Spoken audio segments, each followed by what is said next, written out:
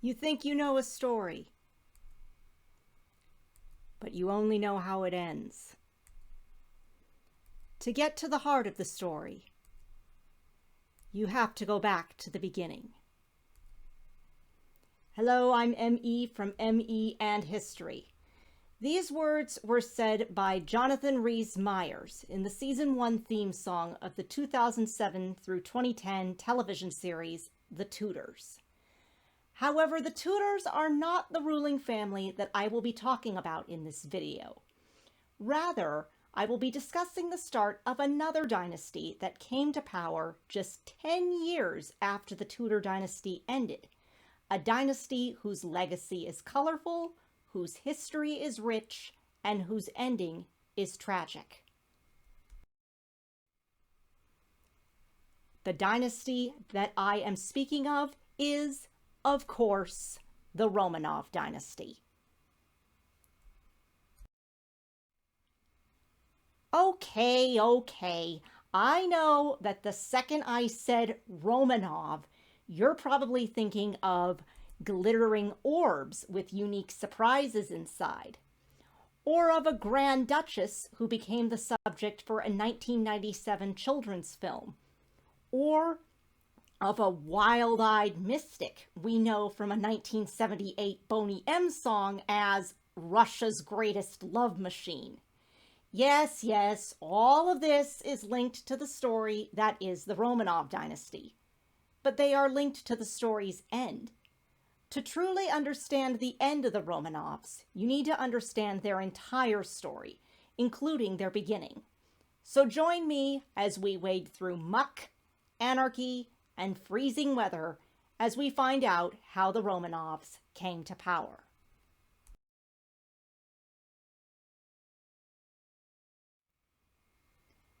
The tale of the Romanovs' start begins during a period known in Russian history as Smutnoye Vremya, or in English, Time of Troubles. The Time of Troubles, which lasted from 1598 to 1613, was indeed very troubling. Taxes were through the roof. Territory was lost to Sweden and Poland, and courtesy of the Little Ice Age, which I mentioned in part 2 of my Salem Witch Trials series, famine became so severe that roughly a third of the population died. If you think this mixture of chaos was bad enough, my viewers, you're sorely mistaken. Amidst the lack of food, loss of territory, and crushing taxes was a succession crisis that began in 1598 when Fyodor I, son of Ivan IV, aka Ivan the Terrible, died without an heir, ending the roughly 700-year-old Rurik dynasty. Over the course of the Time of Troubles, there was an ever-revolving door of successors that sat on the Russian throne. Ambitious boyars, or nobles, a couple of impostors, and, once the Poles occupied Moscow, a Polish prince. Things were so chaotic that a call for war against Poland was made. That call was answered in 1611 by Prince Dmitry Pozharsky and Kuzma Minin. Backed by Prince Dmitry Trubetskoy, these two men bravely assembled an army and, in 1612, kicked the Poles and their prince-turned-czar out of Moscow and the Kremlin. But though the Poles had been given the boot from the capital city, the Russians had had it. It was time, they agreed, for a new czar to be chosen. And this time, there would be no mistakes. In January 1613, a group of about roughly 500 to 800 men from many parts of Russian society got together in the Kremlin and, as they had done with a lot of the previous rulers during the Time of Troubles, formed what was called the Zemsky Sobor, or in English, Assembly of the Land. Over the course of the next month, the Zemsky Sobor met regularly, rejecting one candidate after another for one reason or another, be it because of foreign origins or having connections with tainted boyar families. Finally, the Zemsky Sobor made their choice. A 16-year-old boy named Michael Fyodorovich Romanov. Okay, you're probably thinking, wait a minute.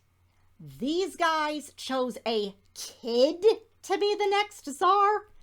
Come on! Surely someone else would have been better suited to bring a country back from the brink.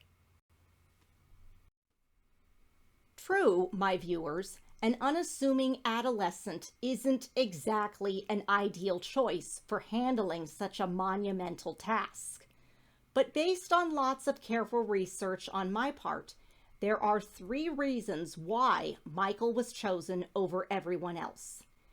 The first reason Michael was picked was, yes, his age. Teenagers are often a vulnerable bunch and, for better or worse, can be easily swayed.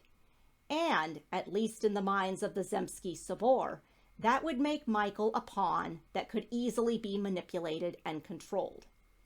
Second, Michael's life during the succession crisis left little, if any, time for trying to seize the throne.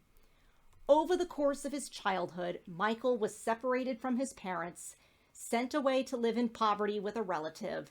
Then, after being reunited with his mother, his father was still imprisoned by the Poles, was forced to bounce around from church to monastery in an unpredictable, nomad-like existence.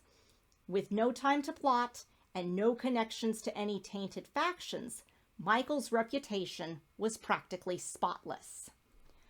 Third, and probably most important, was Michael's ancestry.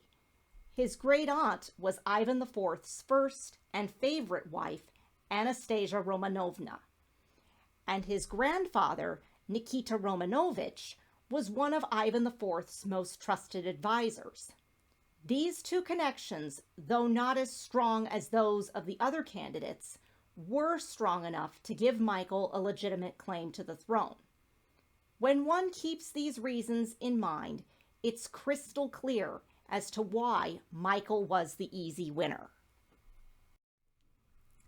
On March 2nd, 1613, a delegation from the Zemsky Sobor left Moscow in search of their candidate. Just under 2 weeks later, this delegation arrived at the Ipatiev monastery in the small town of Kostroma. It was in that monastery that Michael and his mother were staying, totally unsure of their fates. On the morning of March 14th, 1613, Michael and his mother met the delegation, who bowed low, gave them the news, and told them to get back to Moscow as quickly as they could. Not surprisingly, there was enormous resistance from Michael and his mother. They told us, the delegates said, with great fury and crying, that he did not wish to be sovereign, and she wouldn't bless him to be sovereign either, and they walked off into the church. And who could blame them? The throne was too shaky. Michael was too inexperienced. Russia was still at war with Poland and Sweden.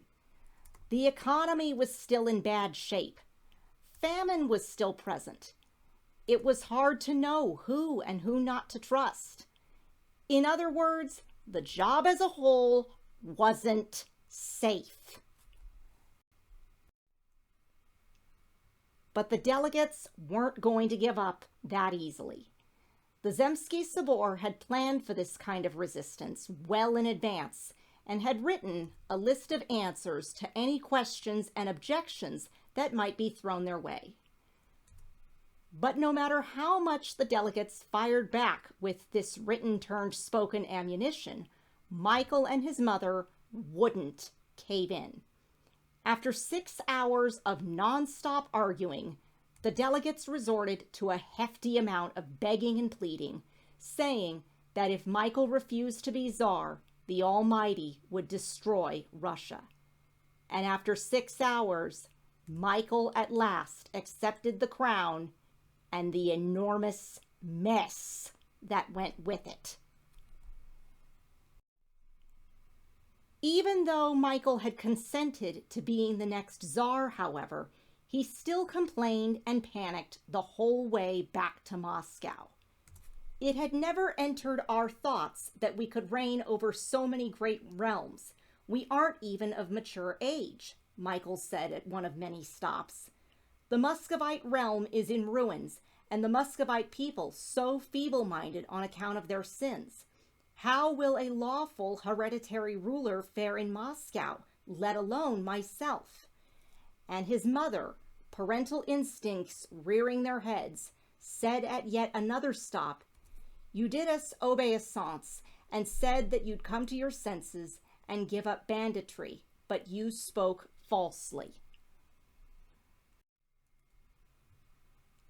The response to these outbursts given by Pozharsky and Trubetskoy went as follows. "We, your slaves, have endured hunger and hardship and harsh sieges. Now there are many of us waiting outside Moscow who petition you, our sovereign, to be graced by your presence."